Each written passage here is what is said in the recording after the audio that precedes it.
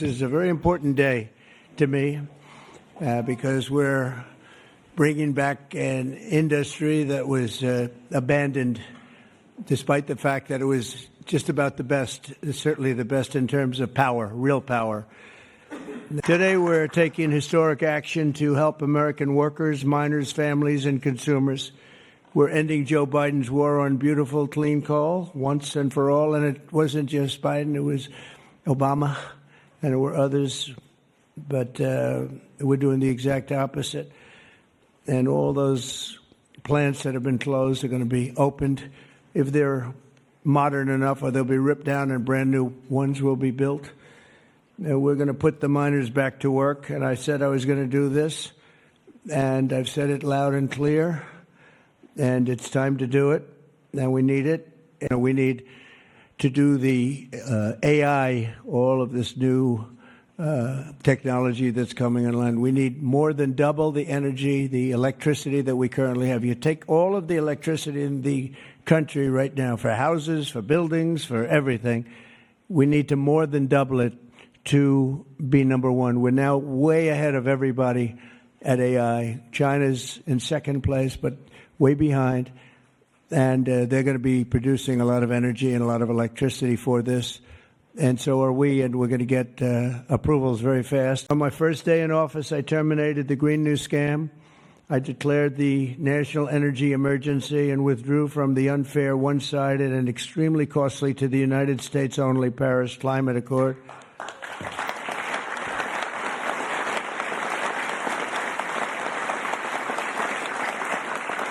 You know, under the Paris Climate Accord, we had a terrible situation. We would have paid over $1 trillion. Think of it, over $1 trillion. And Russia was paying almost nothing. Russia had a 1992 standard. China was paying nothing. China didn't kick in until 2035. This was 5 years ago. So they didn't kick in for many years. India had no standard whatsoever. But we had the highest standard you could imagine, and we had to start paying from day one, and we had to pay lots of money.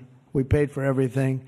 So I was not a big fan of the Paris Accord, and I let it be known, and I got out of it early. We're going to guarantee that we have a strong business for many years to come, that your coal companies and your miners don't get all excited about their jobs, and then should a radical left liberal become president, they end the business right away, and somebody's built a plant and spent hundreds of millions of dollars in building a plant, and the plant is going to be closed because a Democrat got in or a liberal got in. They're opposed to coal, and Republicans are very much for it, clean coal.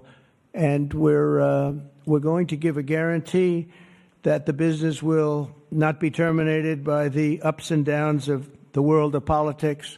So should somebody come in to this very important office and say, oh, well, you spent hundreds of millions of dollars and you guys have given up your life because you want to be in coal, and then all of a sudden you don't have a life anymore because it's what you know the best, that's not going to happen. We're going to give a guarantee that it's not going to happen, so that if somebody comes in, they cannot change it at a whim. They cannot just going to go. They're going to have to go through hell to close you up. In addition, I'm instructing the Department of Justice to identify and fight every single unconstitutional state or local regulation that's putting our coal miners out of business. And we are withdrawing all of those objections from our government today. It's all being withdrawn. So all of you people that have been fighting for your lives, we are withdrawing all of that today. We have excellent lawyers, excellent. Have you noticed that lots of law firms have been signing up with Trump? $100 million, another $100 million for damages that they've done. But they give you $100 million, and then they announce that, but we have done nothing wrong. And I agree, they've done nothing wrong. But what the hell? They give me a lot of money considering they've done nothing wrong. And we'll use some of those people, some of those great firms. They are great firms, too. They just had a bad moment. But we're going to use some of those firms to work with you on your leasing and your other things, and they'll do a great job. I think they're going to do a fantastic job. And for those of you that want to know the tariffs, you've been hearing about tariffs, we're taking in almost $2 billion a day in tariffs. $2 billion a day. And we're doing very well.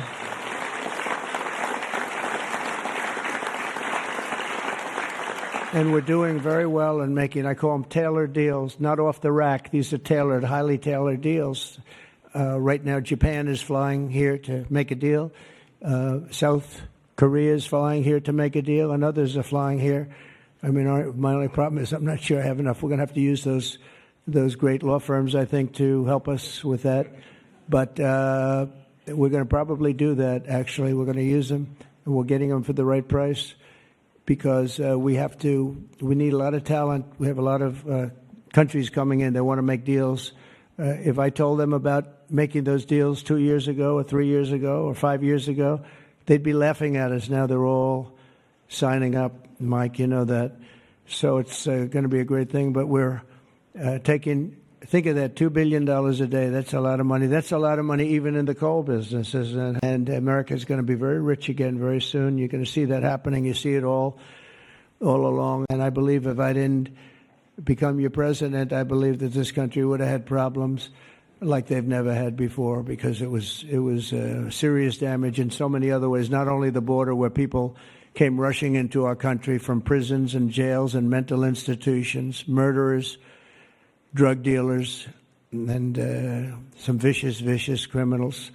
11,088 murderers came into our country. We have to get them out. We're getting them out. 11,088. Of that number, half committed murder on more than two people. And this is what they allowed into our country with their open border policy of lunacy.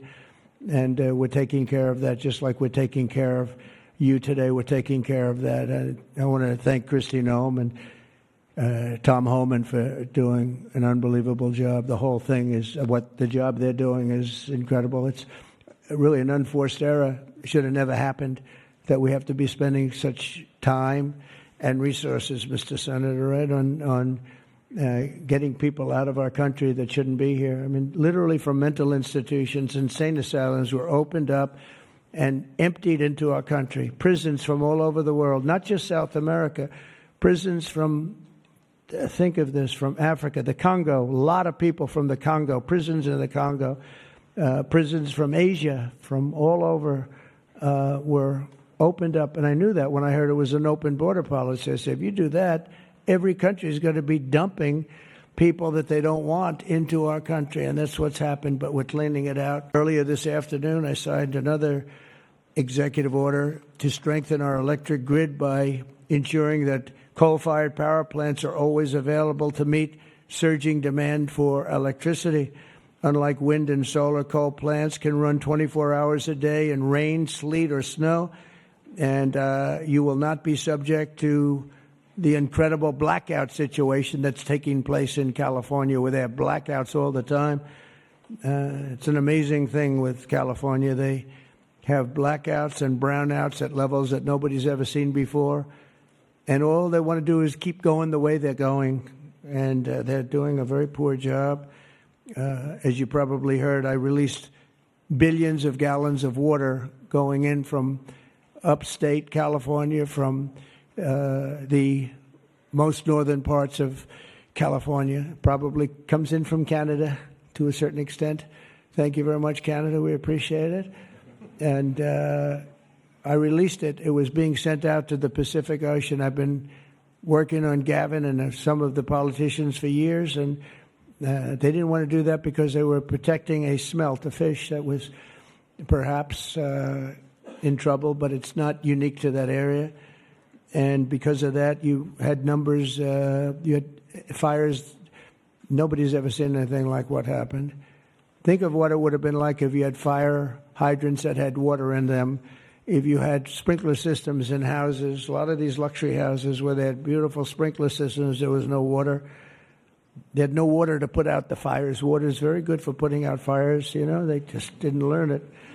But we now have millions of gallons, billions actually, they say, of gallons of water pouring into California from the Pacific Northwest, I guess they would say mostly Pacific Northwest, but other parts of the northern sections of California and beyond. And it's a beautiful thing to see. I saw a picture of it this morning. The water's just flowing down there. I said, why didn't they do this? I told them to do it my first term. I said, do it. And I don't know. I think the second term is just more powerful. They do it.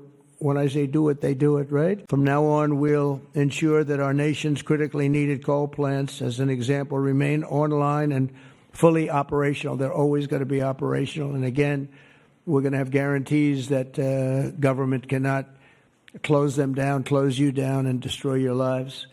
To that end, I'm also instructing Secretary Wright to save the Cholla coal plant in Arizona, big plant, which has been slated for destruction. We're going to keep those coal miners on the job. Going to tell them to just remain calm, because we're going to have that plant opening and burning the clean coal, beautiful clean coal, in a very short period of time. You know all about that, right?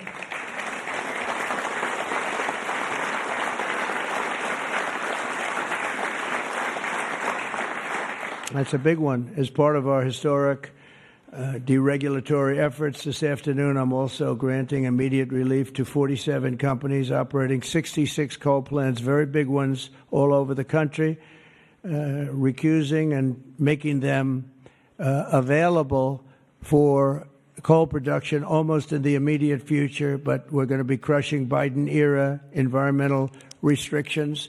These are restrictions that made it impossible to do anything having to do, frankly, with energy, even beyond coal. It's really beyond even coal. We have clean air, we have clean water, and now we have clean coal.